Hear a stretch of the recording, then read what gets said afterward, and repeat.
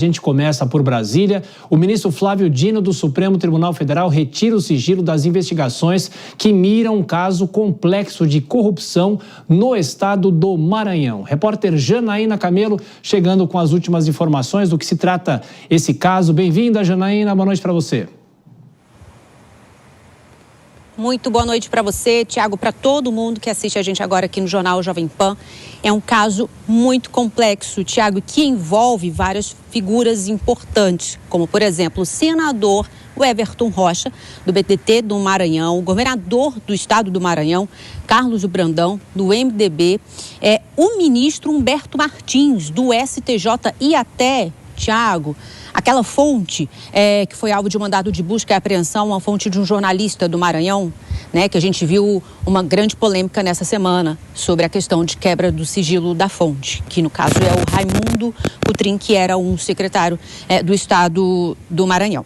Então, segundo essas investigações que agora a gente teve acesso com essa decisão do ministro de derrubar o sigilo, a suspeita é que há no Maranhão um ecossistema empresarial criminoso, é o que diz a Polícia Federal, para desviar recursos públicos, incluindo de emendas parlamentares. E aí tudo começa, Tiago, com um assassinato em 2022 por supostamente ali cobrança de propina em contratos públicos de interesse desse esquema criminoso. Só que na cena do crime estava ali com o assassino, que já foi condenado, Daniel Brandão. Daniel Brandão, ele é atual conselheiro do Tribunal de Contas do Estado do Maranhão e ele é sobrinho do governador do estado, Carlos Brandão, além de outros políticos ali também junto. E de lá para cá, de 2022 para cá, segundo a investigação da Polícia Federal, houve várias tentativas de interferência, de atrapalhar essas investigações envolvendo policiais civis, policiais federais, advogados, políticos, inclusive, e aí a Polícia Federal cita o senador Everton Rocha, do MDB do Maranhão. E aí também, com esse objetivo de atrapalhar as investigações, aconteceram manipulações envolvendo vagas e indicações ao Tribunal de Contas do Maranhão.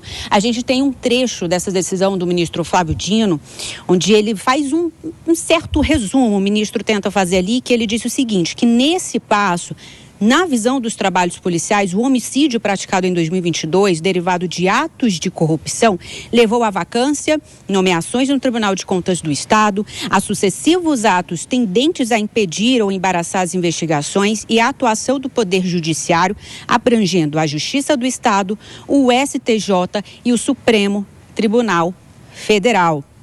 O assassino o condenado por esse assassinato, quem foi assassinado foi um servidor público na época, Tiago, teve uma grande repercussão no estado, nas notícias locais. O assassino condenado, o nome dele é Gilbson Cotrim. Quem cuida da execução penal dele, já que ele já foi condenado, esse caso foi para o STJ. Quem cuida disso é o ministro Humberto Martins. A Polícia Federal diz que encontrou diversas ligações entre o ministro Humberto Martins e o senador Everton Rocha, se comunicavam de forma regular e que, de fato, houve uma certa inércia, é o que diz a Polícia Federal, por parte do ministro Humberto Martins em executar de fato essa pena. Ele está preso hoje, inclusive aqui no presídio de Brasília, mas segundo a Polícia Federal houve uma tentativa ali, a suspeita que houve uma tentativa do senador Everton Rocha para que ele fosse, por exemplo, para o regime semiaberto. Aí onde entra também o Raimundo Cotrim, que é a fonte do jornalista que acabou alvo de mandado de busca e apreensão. Segundo a Polícia Federal, ele pagou R$160 mil para a família do Gilbson, numa tentativa de coibir eventual delação premiada que poderia acabar atingindo Daniel Brandão, conselheiro do Tribunal de Contas do Estado do Maranhão e sobrinho do governador. E aí ele também, hoje ele está preso em prisão domiciliar por determinação do ministro Flávio Dino por tentativa de obstrução de justiça.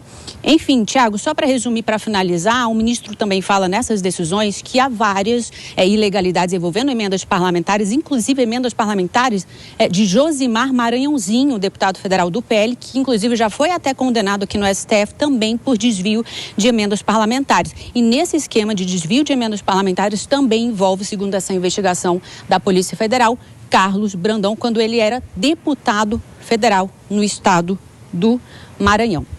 Então hoje, né, o ministro decidiu ali derrubar o sigilo dessas decisões, também muito por conta da polêmica envolvendo ali a fonte do jornalista no Maranhão, que acabou sendo alvo de uma quebra de sigilo. Tiago.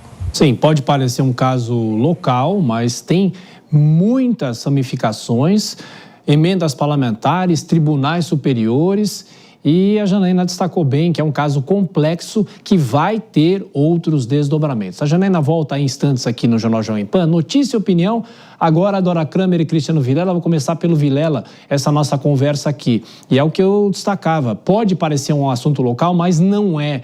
As ramificações, claro que a investigação está em andamento, mas não é um caso tão novo assim, mas que agora está desnudado, né, Vilela? É inacreditável. Bem-vindo, boa noite.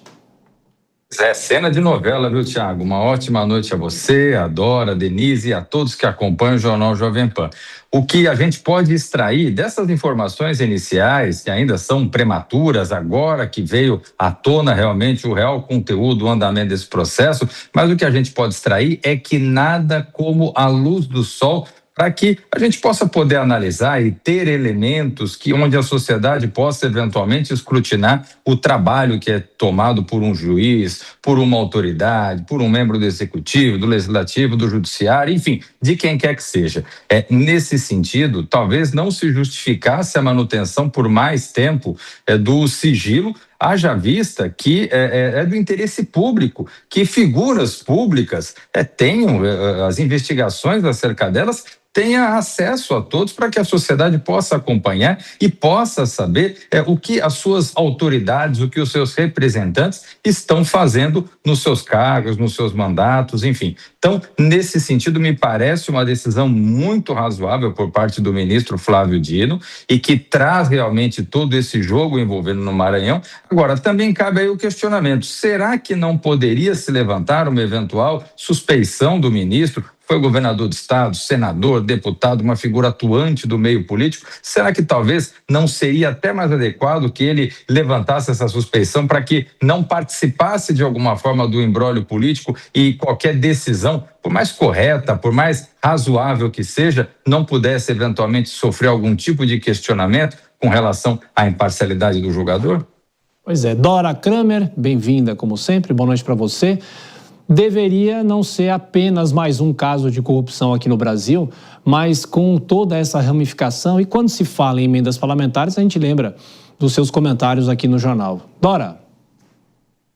Boa noite, Tiago, Vilela, Denise, boa noite a todos. Olha só, é um caso, é aquele tipo daquele caso que é super difícil dar qualquer opinião. Só o que a gente viu é que é um caso escabroso, porque envolve altas esferas do Maranhão e da República, e tem homicídio, fraude, corrupção,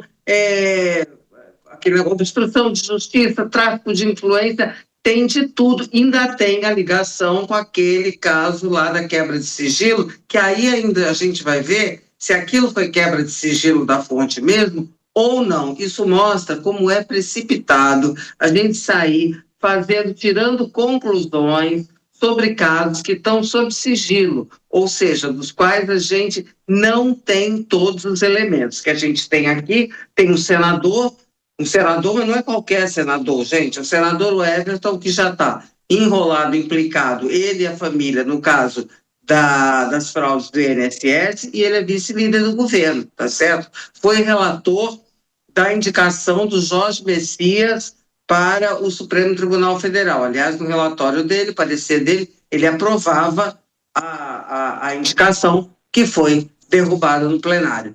Então, esse caso, ele só pelos elementos envolvidos, a quantidade de suspeições, de crimes, de figuras, evidentemente que isso aí, no andar dessa carruagem, ainda vai aparecer e ainda vai esclarecer quem está envolvido. Só o que a gente pode ver são figuras públicas envolvidas num caso escabroso, que começa simplesmente com um homicídio por causa de pagamento de propina.